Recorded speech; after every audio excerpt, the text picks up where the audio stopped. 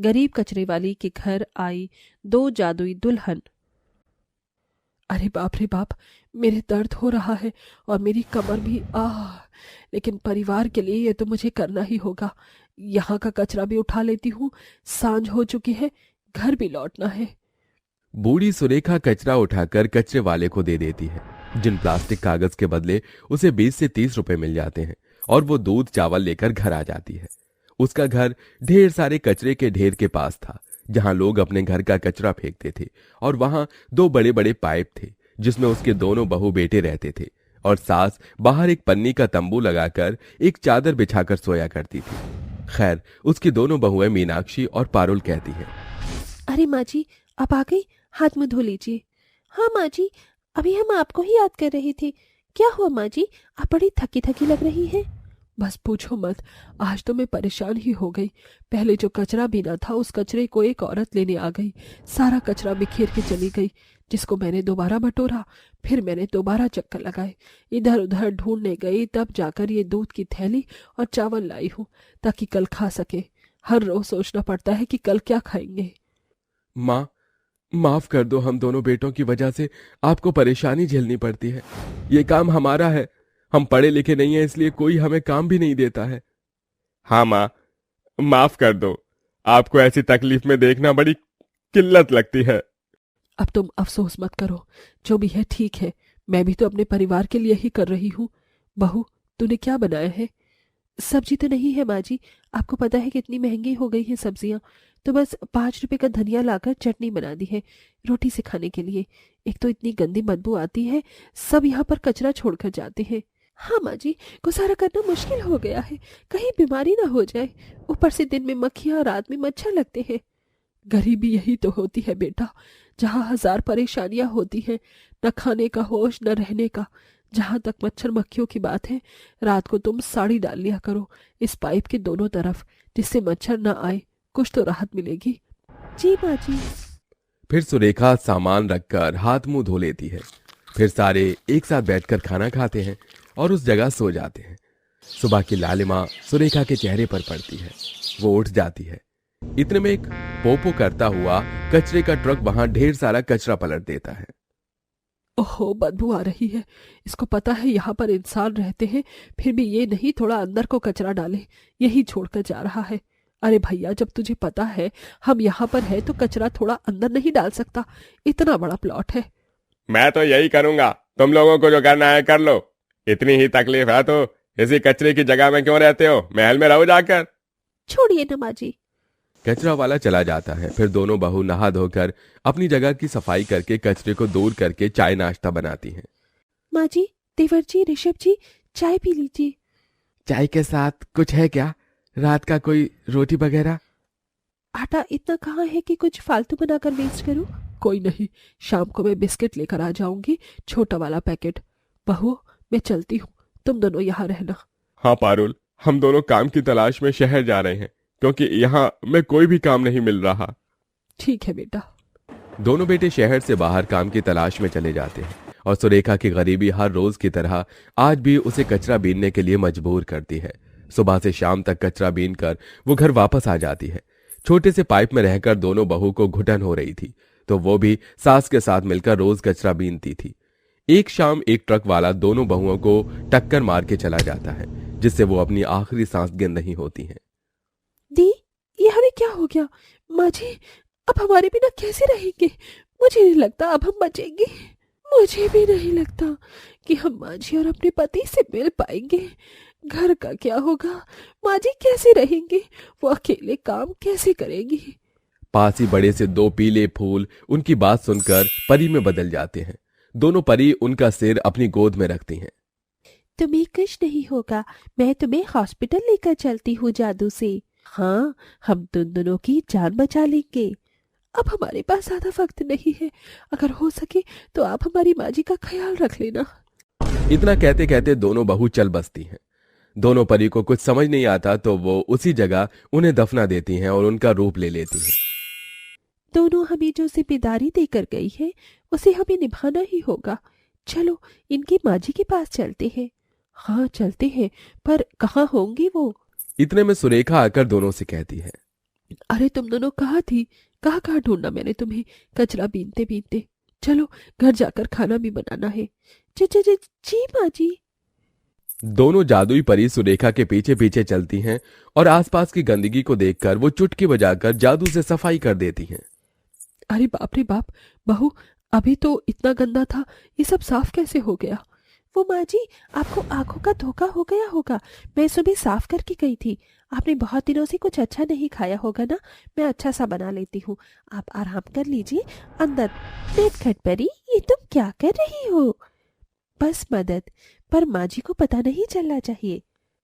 दोनों जादुई परियां एक दूसरे के मन की बात भी समझ सकती थीं। अंकली का बंगाली का जादू से ढेर सारा खाना आ जा। बहू के चुटकी बजाते ही एक चमचमाती रोशनी में अच्छा अच्छा खाना आ जाता है। फिर दोनों बहू सास को बुलाती हैं और खाना खाने को कहती हैं। बाप रे बाप, इतना सारा अच्छा अच्छा खाना कहाँ से लाई है तू? वो माँ जी, ज्यादा कचरा ढूंढना था तो ज्यादा पैसे मिले, तो मैं होटल से खाना ले आई। अच्छा बढ़िया है, आजा आजा बैठ, मैं तुम दोनों को अपने हाथों से खिलाती हूँ। सुरेखा बहू को अपने हाथ से खाना खिलाती है, जिससे पहला निवाला खाते ही दोनों परी की आंखों से आंसू छलक जाते हैं। ऐसे ही दिन गुजरते हैं। लोग वहां पर कचरा फेंकना नहीं छोड़ते। वहीं जादुई परियां सुरेखा के बहू के रूप में रहकर सुरेखा की कई बार मदद करती हैं। उसके सोते समय उसके हाथ पांव पर हाथ रखते ही शरीर का सारा दर्द जादू से गायब कर देती हैं। खाने पीने की अब कमी नहीं थी, क्योंकि दोनों परियां कुछ भी कहकर सास को अच्छा खाना खिलाती थी और जादू से एक दिन ढेर सारी साड़ियां लाती हैं। नटखट परी, कहीं माँ जी को शक तो नहीं हो जाएगा ना? नहीं नहीं, आप ऐसा मत सोचिए, इसकी भी तरकीब है।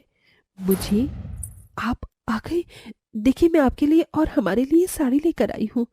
वाह, ये तो बहुत अच्छी है, महंगी लग रही है, कहाँ से आई? पहले ये मिठाई खा लीजिए। अब सुनिए, मेरी और दीदी की नौकरी लग गई है और अब हमें इस कचरे वाली जगह पर रहने की जरूरत नहीं है। बहुत परेशानी होती है ना आपको। चलिए यहाँ से चलते हैं। वाह बहू, ये तो तूने बहुत अच्छी बात बताई। ये कहकर दोनों बहुएं जादू से बनाए एक मकान में ले जाती हैं, जहां सब कुछ था, सब अच्छा चल रहा था। दोनों बेटे वापस आ जाते हैं। परियों को सुरेखा से बहुत लगाव हो जाता है और दोनों बेटों का भी अच्छे से ख्याल रखती हैं। वो सुरेखा को अब कचरा बीनने नहीं देती। फिर एक दिन मीनाक्षी जादू से कपड़े धोकर सुखाती है और पारुल जादू से खाना बनाती है, और ये सब सुरेखा को पता चल जाता है। मीनाक्षी, पारुल, मुझे पैसे चाहिए, तुम दे सकती हो? अभी दे दो, जादू कर सकती हो। अब मुझसे कितना छुपाओगे? मैं जानती हूँ तुम कोई परिया हो, मेरी बहू नहीं। मेरी बहू कहाँ है? अब वो माँ जी, दरअसल ये हुआ था कि। ये कहकर बाल परी अपने असली रूप में आकर सुरेखा को उनकी बहू से लेकर अब तक की सारी सच्चाई बता देती है, जिस बात से सुरेखा रोने लगती है। मेरी दोनों बहू चली गई, वो बहुत अच्छी थी, पर तुम दोनों ने भी बहुत अच्छे से जिम्मेदारी निभाई है, मेरा ख्याल रखा है, उसके लिए शुक्रिया। अब आपको सब कुछ पता चल गया है, तो अब हमें जाना होगा, और आपको किसी चीज की कमी हो तो याद करना। तुम दोनों मुझसे अपने आंसू मत छुपाओ। जैसे मुझे तुमसे लगाव हो गया है, तुम्हें भी मुझसे हो गया है। अपनी माँ जी को छोड़कर जाओगी क्या? मेरे बेटे से शादी करके हमेशा के लिए बहू बन जाओ। माँ जी, ऐसा हो सकता है? हाँ बिल्कुल। पर माँ जी, हमें अपनी महारानी परी से पूछना होगा। तभी वहां महारानी परी आती है। तुम दोनों को बहुत अच्छा ससुराल मिला है, मैं बहुत खुश हूँ, शादी कर लो। तभी महारानी परी दोनों परी के गले लग जाती हैं। सुरेखा भी खुश हो जाती है, जिसके बाद बड़े धूमधाम से सुरेखा अपने दोनों बेटों की शादी जादुई परी से करके उनके साथ खुशी खुशी रहती है। माँ देखो, मैं ये कचरा ले आया। माँ, अब आप थोड़ा आराम कर लो, जब तक मैं और जय कचरा चुन लेंगे।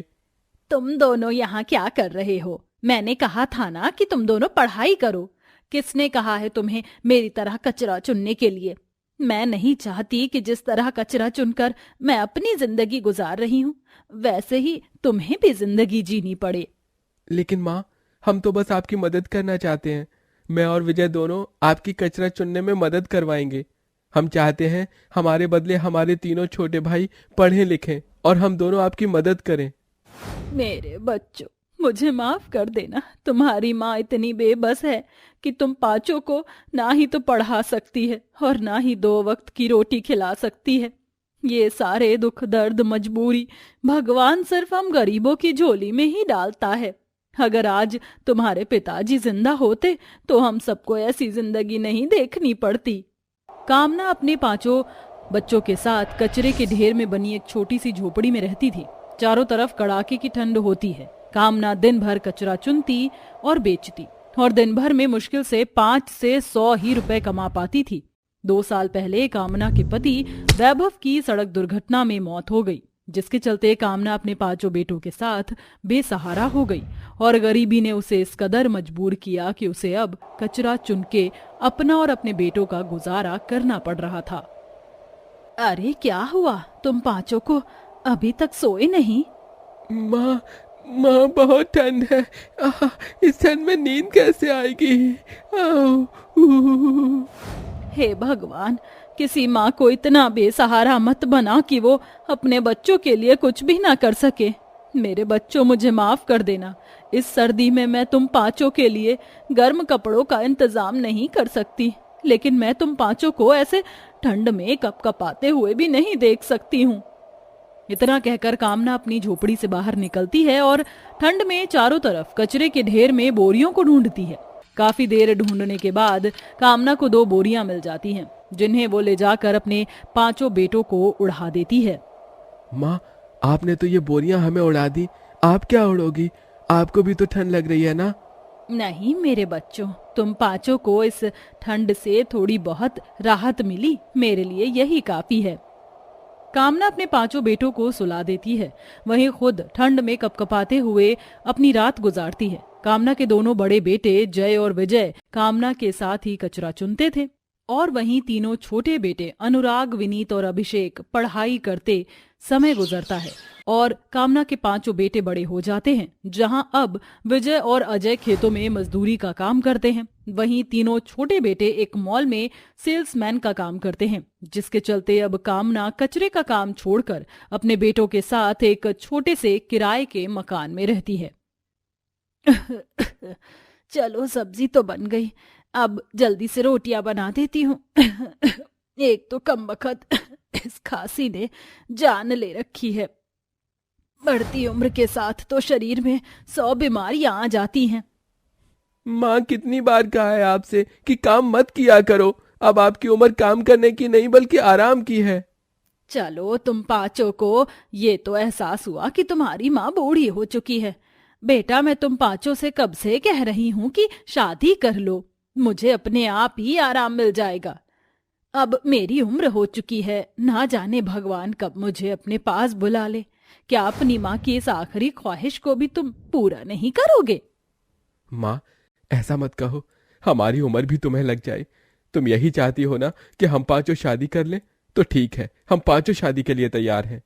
अपने 5 बेटों को शादी के लिए हाँ करता देख कामना बहुत खुश होती है और पंडित जी से बात कर अपनी तरह ही गरीब परिवार की 5 बहनों से अपने बेटे का रिश्ता तय कर देती है।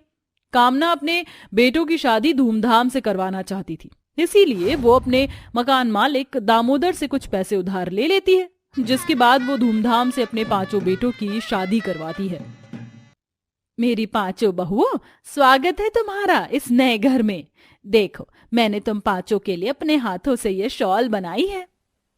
माँ जी, ये शॉल तो काफी ज्यादा सुंदर है। होगी भी क्यों नहीं, हमारी माँ ने खुद अपने हाथों से तुम 5 के लिए ये शॉल बनाई है।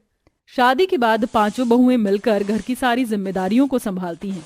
वहीं कामना भी अपनी छोटी सी सिलाई मशीन पर अपने आने वाले पोता पोतियों के लिए कपड़े सिलती है। अरे माँ जी, आप ये छोटे बच्चों के कपड़े किसके लिए सिल रही हैं? मेरे आने वाले पोता पोती के लिए। अब तो भगवान से मेरी बस यही दुआ है, जल्दी से तुम 5 की गोद भर दे और मेरे सूने आंगन को बच्चों की किलकारी से भर दे। कामना इतना बोल ही रही होती है कि तभी कामना की 3 छोटे बेटे हाथों में मिठाई के डब्बे लिए आते हैं। माँ, चलो जल्दी से मुंह मीठा करो। माँ, हम तीनों को शहर में नौकरी मिल गई है। अब आप देखना हम सबकी जिंदगी कैसे बदलती है। अपने तीनों बेटों की शहर में नौकरी लगने की खबर से कामना बहुत खुश होती है, जिसके बाद कामना के तीनों बेटे शहर के लिए रवाना हो जाते हैं। ऐसे ही दिन गुजरते रहते हैं और एक दिन, अरे दामोदर जी, आप यहाँ? हाँ, मैं यहाँ तुमसे अपने पैसे लेने आया हूँ। लेकिन किराए के पैसे तो मैंने आपको कल ही दे दिए थे। मैं किराए की नहीं, वो पैसे लेने आया हूँ जो तुम्हारी माँ ने तुम पांचों की शादी के लिए मुझसे उधार लिए थे। 6 महीने हो चुके हैं, अभी तक तुम्हारी माँ ने पैसे नहीं लौटाए हैं।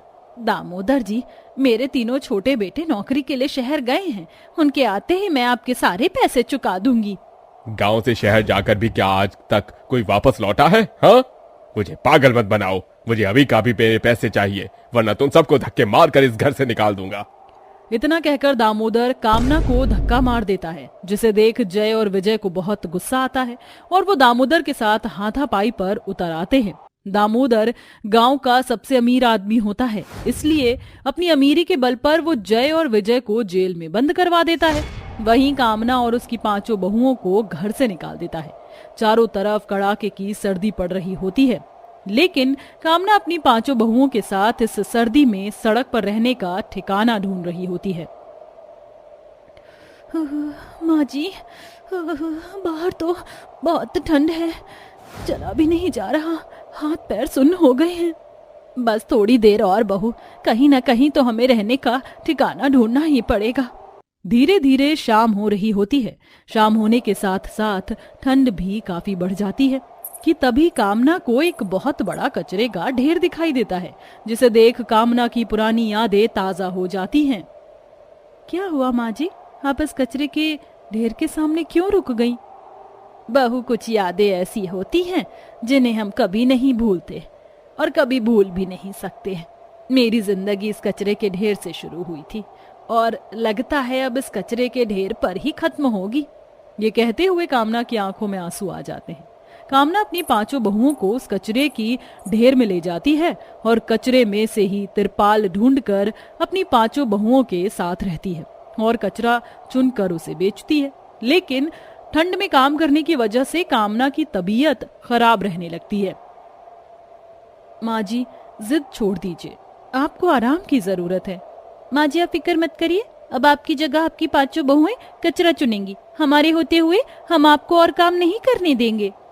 लेकिन बहू, कामना की पांचों बहुएं उसकी एक नहीं सुनती और अब खुद जाकर वो पांचों कचरा चुनती हैं और उसे बेचकर अपनी सास का ख्याल रखती हैं। वहीं कामना भी अपनी छोटी सी सिलाई मशीन पर लोगों के कपड़े सिलती है और उससे कुछ पैसे कमाती है।